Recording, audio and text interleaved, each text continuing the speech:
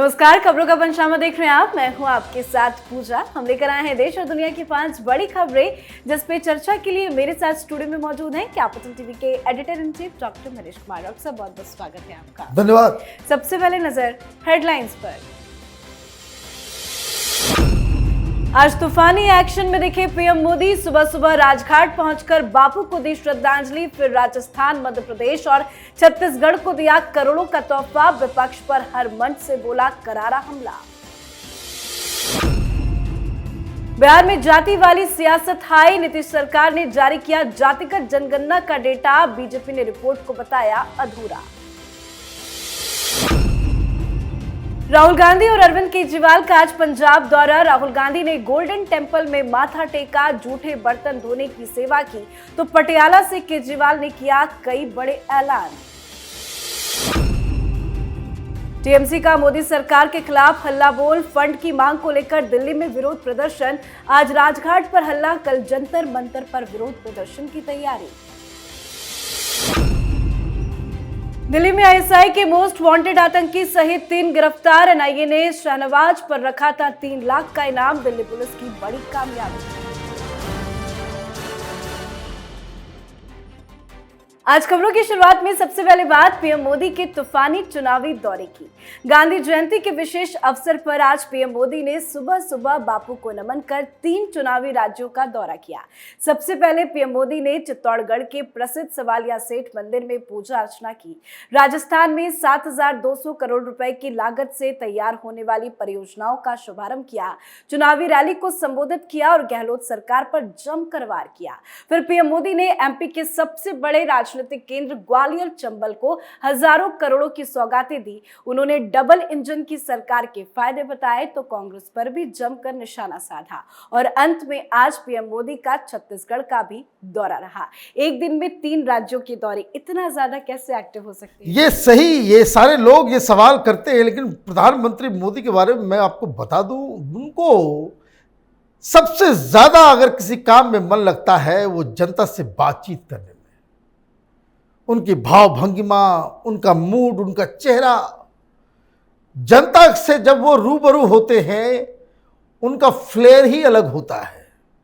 और क्या भाषण दिया है आज उन्होंने। राजस्थान में तो खेल ही बदल के रख दिया। ये कन्हैयालाल का जो मुद्दा उठा कि किस तरीके से पूरी कहानी प्रधानमंत्री मोदी की जुबानी राजस्थान की जनता के सामने रखा गया कि बहाने से लोग कन्हैयालाल जी के पास कपड़े सिलवाने के लिए आते थे और कुछ लोग इसी का बहाना बनाकर आए और गले को रेत दिया। प्रधानमंत्री मोदी का सीधा सीधा अटैक है कि कांग्रेस पार्टी न सिर्फ भ्रष्टाचारी है, बल्कि ये लोग मुस्लिम वोट बैंक, ये तुष्टीकरण की राजनीति के चक्कर में इस तरह के जघन्य अपराधियों को भी बचाने में जुटी हुई है। कई सारी इस तरह की घटनाएं राजस्थान में हुई है, जिसको लेकर के प्रधानमंत्री ने जो चिंता जताई है, उससे एक बात साफ है कि प्रधानमंत्री मोदी और भारतीय जनता पार्टी का कैंपेन, उसका एक अहम हिस्सा ये सरतन से जुदा वाला मसला होगा। जी, अब बात करते हैं बिहार में हुई जाति आधारित जनगणना रिपोर्ट की, जिसके आंकड़े बिहार सरकार ने जारी कर दिए हैं। बिहार में हुई जाति आधारित गणना की रिपोर्ट के अनुसार प्रदेश में पिछड़ा वर्ग 27.13% है, अत्यंत पिछड़ा वर्ग 36.01% और सामान्य वर्ग 15.52% है। बिहार की कुल आबादी 13 करोड़ से अधिक है। इस रिपोर्ट के जरिए नीतीश सरकार ने कुल 215 जातियों का आंकड़ा जारी किया है। रिपोर्ट सामने आने के बाद नीतीश कुमार, तेजस्वी यादव ने इसे ऐतिहासिक बताया। साथ ही लालू यादव ने कहा कि बीजेपी की कई साजिशें, षड्यंत्रों के बाद भी बिहार सरकार ने सफलतापूर्वक जाति आधारित जनगणना के सर्वे को जारी कर दिया है। तो बीजेपी ने इस रिपोर्ट को अधूरा बताया। साथ ही कहा कि इसमें कुछ भी नयापन नहीं है। क्या कुछ है इस रिपोर्ट में? देखिए, इस रिपोर्ट में हिंदुस्तान में खुद को सेकुलर कहने वाले लोगों की नाकामी है। इस रिपोर्ट में खुद को सोशलिस्ट बताने वाले की काहिली है। तमाशा कर रहे हैं ये लोग। भाई जातीय जनगणना में ऐसी कौन सी नई बात आ गई? कौन सी नई बात आ गई? ये सारी जानकारी इंटरनेट पे पहले से मौजूद है। सवाल यह है कि आपने ये काम किया क्यों? आप वापस हिंदुस्तान को 80s की राजनीति, 70s की राजनीति में ले जाना चाह रहे हो। हिंदुओं को जातियों में बांटो, आपस में लड़ाओ, यही करने के लिए। इन लोगों से तो कोई काम होता नहीं है। जाति जाति कर करके ये लोग, और ये पूछे भाई इन लोगों से, किसका मतलब तो यही हुआ जो खुद को अपने आप को सेकुलरिस्ट, सोशलिस्ट बता रहे हैं, ये दरअसल जातिवादी राजनीति करना चाहते हैं और ये जातिवाद में पूरी तरीके से सराबोर डूबे हुए हैं। भाई जातियों का आंकड़ा निकाल करके क्या करोगे? नौकरी दोगे? नौकरी दोगे? क्या करोगे? बिहार में न कायदे का स्कूल बना सका है ये लोग। 30 सालों में इन लोगों ने बिहार को नरक बना दिया है। न हॉस्पिटल है, न स्कूल है, न सड़कें बची है बढ़िया। जाति लिस्ट लेकर के आ गए। भाई ये सारी जानकारी पहले से है। सवाल यह है कि चुनाव से ठीक पहले आप ये धंधा क्यों कर रहे हो? 30 साल 35 साल में आपने क्या किया, उसका रिपोर्ट कार्ड कौन देगा? और वो भी आधा अधूरा। आपने कहा था कि सोशियो इकोनॉमिक स्टेटस का भी पूरा डाटा निकाल करके देंगे, कौन कितना गरीब है, कौन क्या है। अरे पूरा बिहार को ही आपने जहन्नुम बना दिया है। उसके लिए सर्वे करने की आवश्यकता नहीं है।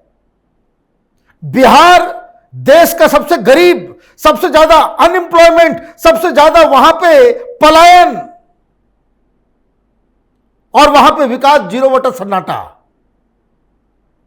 लोग मजदूरी करने के लिए शर्म नहीं आती इन लोगों को कि बिहार का बच्चा बच्चा और बड़े बुजुर्ग जिनको जीवन यापन करना होता है, कोई भी दिक्कत होती है, वो दिल्ली आकर के रिक्शा चलाना पड़ता है।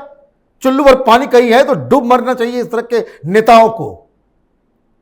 रिपोर्ट लेकर के आ गए, जाति जाति खेलेंगे, खेलिए। अब बात अरविंद केजरीवाल और राहुल गांधी की, जो दोनों ही आज पंजाब के दौरे पर रहे। अरविंद केजरीवाल और भगवत मान आज पटियाला पहुंचे थे। इस दौरान उन्होंने कई बड़े ऐलान किए, साथ ही माता कौशल्या अस्पताल के अपग्रेडेशन की नींव रखी। इसके अलावा उन्होंने पंजाब के 14 सरकारी जिला अस्पतालों के अपग्रेडेशन की शुरुआत भी की। तो उधर राहुल गांधी अमृतसर पहुंचकर गोल्डन टेम्पल में माथा टेका। इसके बाद लंगर हॉल में जूठे बर्तन धोने की सेवा भी की। दो बड़े बड़े नेता अपने अपने किस एजेंडे पे निकले? देखिए, मुझे तो समझ में नहीं आता है कि एजेंडा लेस लोग हैं। चुनाव हो रहा है राजस्थान में, चुनाव हो रहा है मध्य प्रदेश में, छत्तीसगढ़ में, तेलंगाना में, और राहुल गांधी जा रहे हैं अमृतसर। ये अजीबोगरीब कहानी है। जाना चाहिए, रैली करना चाहिए, लोगों से बातचीत और मिलने जुलने का कार्यक्रम होना चाहिए। जहां चुनाव हो रहा है ये वहां चले गए हैं। और केजरीवाल, भाई कोई क्रेडिट भगवंत मान को भी लेने दोगे या नहीं लेने दोगे? कोई भी अच्छा काम होता है पहुंच जाता है ये। जैसे मुख्यमंत्री नहीं हुआ, उसके घर का कोई एक स्टाफ हो, भाई काम पे तुमने लगा दिया, और जब भी कुछ काम करना होता है ये पहुंच जाते हैं। वैसे ये लोग कहते हैं कि भाई प्रधानमंत्री मोदी, बीजेपी में सिर्फ एक ही आदमी की चलती है। यहां क्या चल रहा है? यहां क्या चल रहा है? और रही बात राहुल गांधी की, तो राहुल गांधी आजकल वो फोटो शूट पे निकले हुए हैं, मीम्स बनाने वाले लीडर हैं। इनको जो है इंस्टाग्राम पे जो पोस्ट डालना है ना, उसके लिए कभी बर्तन साफ करते हुए, तो कभी हल चलाते हुए, तो कभी कुर्सी बनाते हुए, तो कभी कुली बनते हुए। तो वो उनका जब तक, वो मुझे लग रहा है कि 100 चैप्टर जब तक पूरा नहीं होगा तब तक ये जो है चुनाव के लिए सीरियस नहीं होने वाले हैं। जी, अब बात ममता बनर्जी की पार्टी के विरोध प्रदर्शन की। पश्चिम बंगाल की तृणमूल कांग्रेस पार्टी ने आज गांधी जयंती के अवसर पर केंद्र सरकार के खिलाफ दिल्ली के राजघाट पर प्रदर्शन किया। टीएमसी के कार्यकर्ता राजघाट पर एकत्र हुए और पश्चिम बंगाल के लिए मनरेगा और अन्य सामाजिक सुरक्षा योजनाओं के लिए फंडिंग में कमी का आरोप लगाते हुए केंद्र सरकार के खिलाफ विरोध प्रदर्शन किया। तो वहीं दूसरी तरफ कल जंतर मंतर पर विरोध प्रदर्शन की तैयारी भी है। जो दिल्ली पहुंचे हैं टीएमसी के कार्यकर्ताओं ने, कुछ फायदा होगा भी है? देखिए, मुझे तो समझ में नहीं आ रहा है, मीडिया से बिल्कुल गायब हो गई ममता बनर्जी। और कीजिए, एंकर्स और एडिटर्स को बैन, टेलीविजन चैनल्स को बैन। कहां आंदोलन हो रहा है, क्या हो रहा है, नहीं हो रहा है, कोई पता नहीं। ममता बनर्जी को तो पहले ये इन्वेस्टिगेट करना चाहिए कि केजरीवाल के कहने पे, कि राहुल गांधी के कहने पे दिल्ली की मीडिया ने ममता बनर्जी को ब्लैकआउट कर दिया। इतनी बड़ी घटना हो रही है, कोई पूछ नहीं रहा। भाई तृणमूल कांग्रेस प्रोटेस्ट कर रही है सवेरे से, और कहीं वो चल भी नहीं रहा, बाइट भी नहीं, लाइव भी नहीं, कुछ भी नहीं। और केजरीवाल चला गया है पंजाब, राहुल गांधी चले गए अमृतसर, वो पूरे नजर आ रहे हैं। ममता बनर्जी को तो कुछ ढूंढना पड़ेगा। रही बात मुद्दे की, तो मुद्दा तो यह है नहीं जो वो बताना चाह रही है। भाई आप सरकार से मनरेगा के लिए, तो टॉयलेट के लिए, मकान बनाने के लिए पैसे रिलीज करवाना चाह रही हो, वो तो चल रहा है इन्वेस्टिगेशन। तृणमूल कांग्रेस के गुंडों ने लूट मचा दिया इस सारे योजनाओं में। जिनको ऑलरेडी घर बना हुआ था, आपने उसको घर के लिए पैसे दे दिए। जिसके घर में ऑलरेडी टॉयलेट था, उसको टॉयलेट बनाने, और जिनके पास नहीं था, जिन गरीबों के लिए ये योजनाएं बनी थी, उसमें उसको आपने दिया नहीं, क्योंकि वो तृणमूल कांग्रेस के लोग नहीं थे। तो अभी इन्वेस्टिगेशन चलेगा, कुछ लोग जेल जाएंगे, कुछ अधिकारी पकड़े जाएंगे, तब इन सब चीज़ों की बातचीत होगी। लेकिन प्रधानमंत्री मोदी को टारगेट करना है तो वो तो कर रही है, लेकिन दुविधा उनके लिए यही है कि केजरीवाल और राहुल गांधी ने शायद मीडिया को कह दिया कि भाई ममता बनर्जी को ज़्यादा हाईलाइट मत करना, इसलिए वो मीडिया से गायब है। जी, आखिरी खबर में बात करते हैं दिल्ली पुलिस की बड़ी कामयाबी की। दिल्ली पुलिस के स्पेशल सेल ने एनआईए के मोस्ट वांटेड आतंकी शहनवाज उर्फ शफी उजमा को 3 साथियों के साथ साउथ ईस्ट से गिरफ्तार कर लिया है। पुलिस ने उसके पास से कुछ आपत्तिजनक सामान भी बरामद किया है। शहनवाज पर 3 लाख रुपए का इनाम रखा गया था। ये गिरफ्तारी कितनी बड़ी उपलब्धि? देखिए, बहुत बड़ी कामयाबी है पुलिस की, एजेंसियों की, और ये बता रहा है कि हमारा नेटवर्क अभी भी बड़ा डायनेमिक तरीके से इन अपराधियों को पकड़ सकता है। ये लोग प्लान कर रहे थे, बड़ा नुकसान करने वाले थे, बॉम्ब धमाका करने वाले थे। और ये शाहनवाज, इसकी कुंडली तो बड़ी ही संदिग्ध है। इंजीनियर है, ये पढ़ा लिखा व्यक्ति है, और आईएसआईएस के लिए जिहादी 72 हूर चाहिए इन्हें। और एक बात जानना और समझना, और खास करके पॉलिटिकल पार्टीज को भी, ये देश रहेगा ना तो मोदी को गाली देते रहिए, योगी से विरोध करते रहिए, लेकिन अपनी गंदी राजनीति के चक्कर में ये शाहनवाज जैसे राक्षसों के साथ अगर कोई खड़ा होता है तो समझिए वो देश नहीं, पूरे ह्यूमैनिटी का दुश्मन है। उस हिसाब से इन लोगों को देखा जाना चाहिए। ये सेक्युलरिज्म के नाम पे हिंदुस्तान में जिहादियों को और आतंकियों को जिस तरीके से डिफेंड किया जा रहा है, ये टुकड़े टुकड़े गैंग को जिस तरीके से लोग मेन स्ट्रीम में लेकर के आ रहे हैं, ये बहुत बड़ी चिंता का विषय है।